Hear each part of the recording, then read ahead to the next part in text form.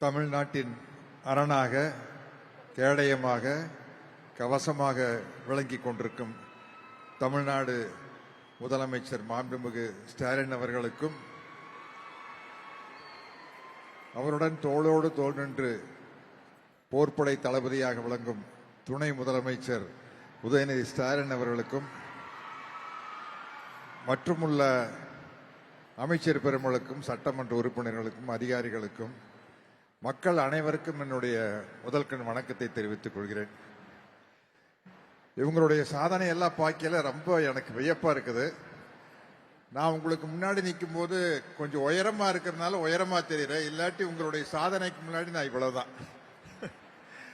இவ்வளவு பெரிய வெற்றி, உங்களுடைய வாழ்க்கை பிரச்சனைகள் எல்லாம் சொல்லும் போது எனக்கே ரொம்ப வியப்பா இருக்குது, அதிசயமா இருக்குது.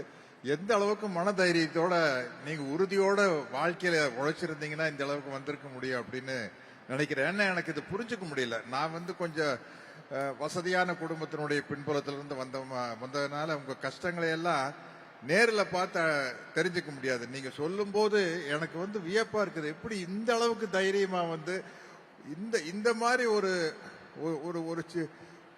ஒரு வறுமையின் பிடியில் இருக்கிற ஒரு குடும்பத்துல நான் இருந்திருந்தேன்னா இப்படி என்னால வந்திருக்க முடியுமா என்னால தெரியல. அது இந்த கண்கொள்ளா காட்சியை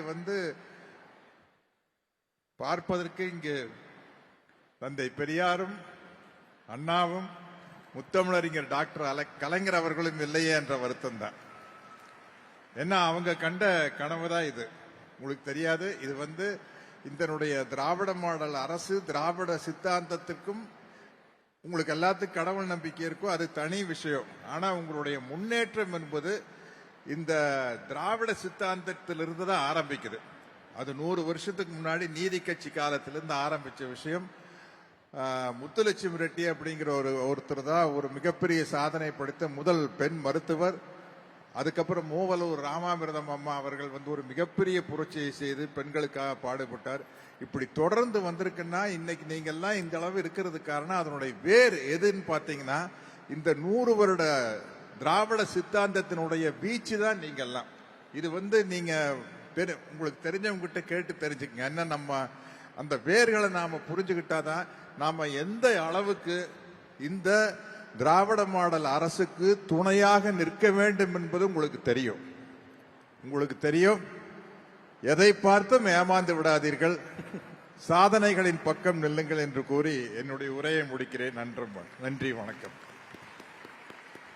Thank you, sir. Thank you so much.